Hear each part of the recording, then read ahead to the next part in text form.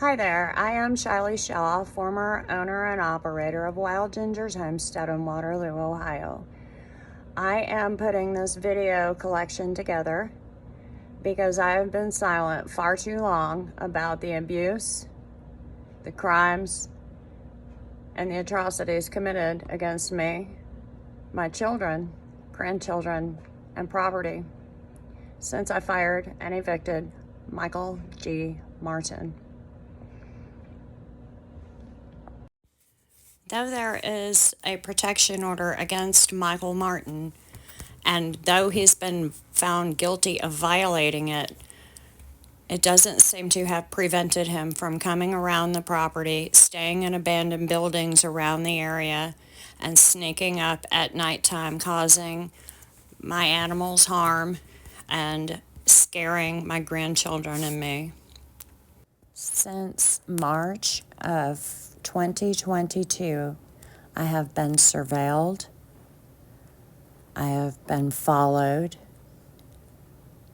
I have been hacked, and I have been tracked by Michael and his associates. There have been multiple acts of vandalism, property damage, theft, including antique coins, and bizarre things like the crotch cut out of my pajamas and missing lingerie. Poisoning is something else I've had to deal with.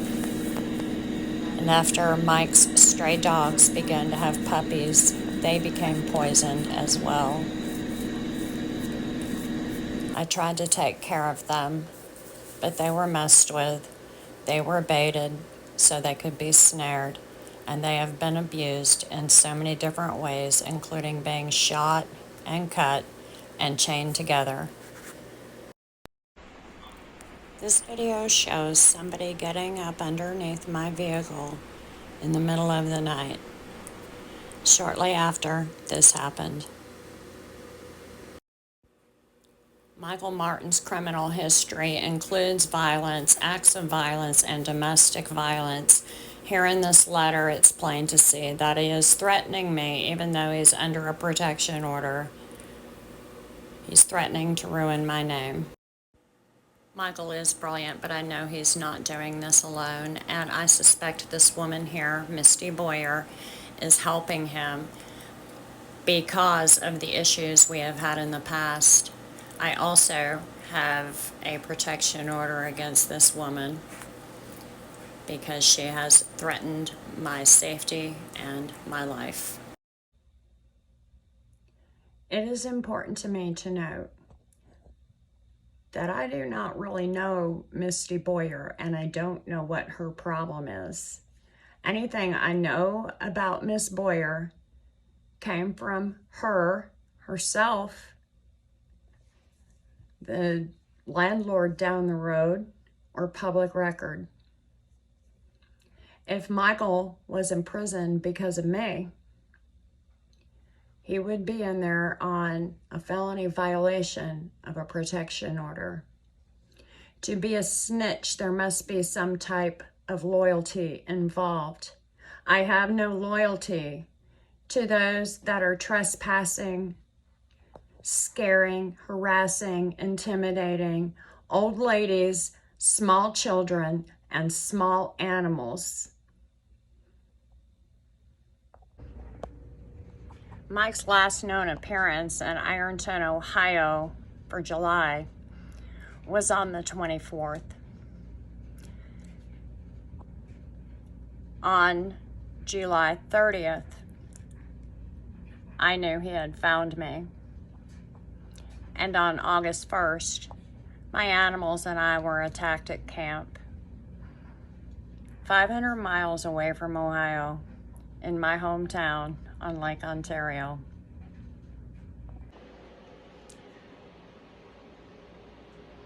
Finally figuring out it was my Android phone that was not on airplane mode was how he was tracking me. I gave it to a homeless person in Marietta, Ohio, when I went down there. It was no good to me anymore. Interestingly, Mike had followed me back down there. There was a warrant for his arrest. He didn't show up to probation. Would that be because he's traveling in Maine and New Hampshire and Vermont and New York? I think so.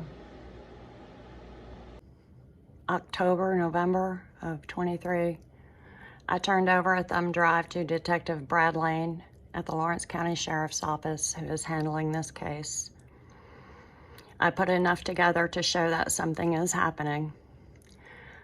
For whatever reason, the information was sent to the prosecutor's office. I was never, ever questioned about how I know stuff or what I know that isn't on SD or thumb drive.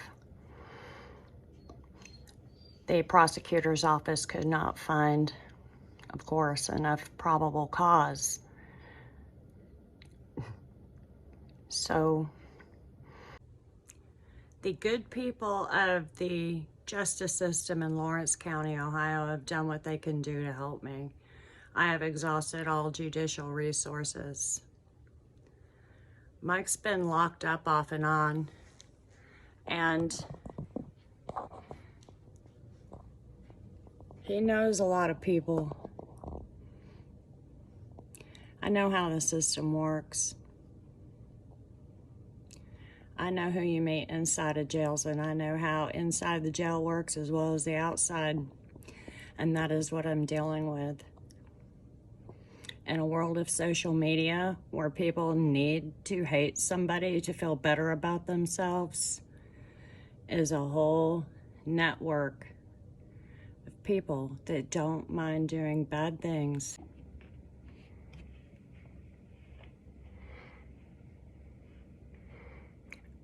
I have done everything that I was told to do. I have followed protocol. I have followed all the laws. I got my documentation. I had everything that I needed, but I couldn't find any help.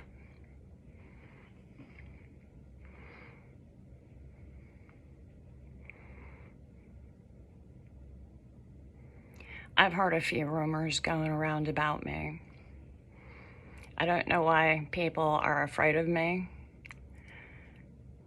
That hasn't come back to me yet.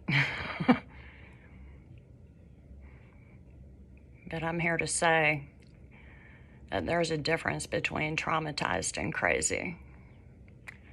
I am the woman that completed police academy when she had cancer. I am the woman that's bounced back from 9 life-altering situations in 1 year.